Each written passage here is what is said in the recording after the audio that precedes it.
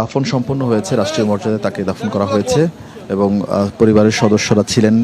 তাকে বিএনপি চেয়ারপারসনকে কবরস্থ করেন তার ছেলে তারেক রহমান, তার দুই ভাইয়ের ছেলে শামীম ইস্কান্দার এবং সাইদ ইস্কান্দারের দুই ছেলে। এখন মোটামুটি যারা দাফন শেষে তিন বাহিনীর প্রধান যারা ছিলেন তারা চলে যাচ্ছেন এবং সরকারের আইন উপদেষ্টা ছিলেন আসিফ নজরুল, তিনিও এখন রওনা হলেন। আপনি যেমনটা দেখছেন, এছাড়া বিএনপির যারা অন্যান্য স্থানীয় কমিটির সদস্যরা রয়েছেন তারাও চলে যাচ্ছেন। আসলে পৃথিবীর এটাই বাস্তবতা। দীর্ঘদিন যার ছায়ার সঙ্গে ছিলেন বিএনপি নেতারা, হাজার হাজার কর্মী সমর্থক, সবাই আজ ভীষণ একা, খালেদা জিয়াকে একা রেখেই যার যার গন্তব্যে রওনা হয়েছেন।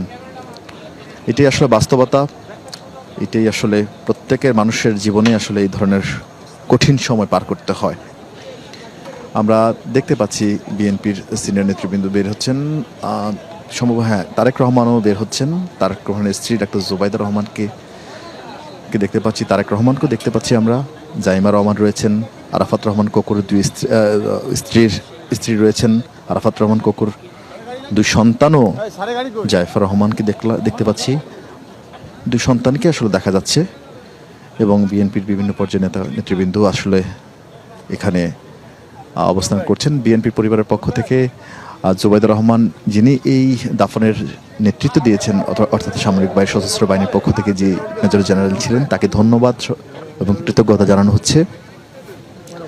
আপনারা হয়তো সেই ছবিটা একটু খানিকটা দূরে আমাদের ক্যামেরা থাকার কারণে হয়তো সেটা দেখা যাচ্ছে না, তবে আমরা দেখতে পাচ্ছি আসলে তারা কথা বলছেন।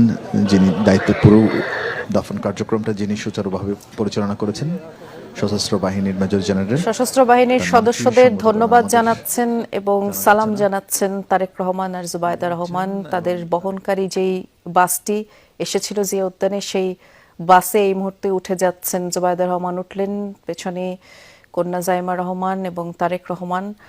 এই বাসটিতে করেই আবার তারা গুলশানের বাসভবনে ফেরত যাবেন।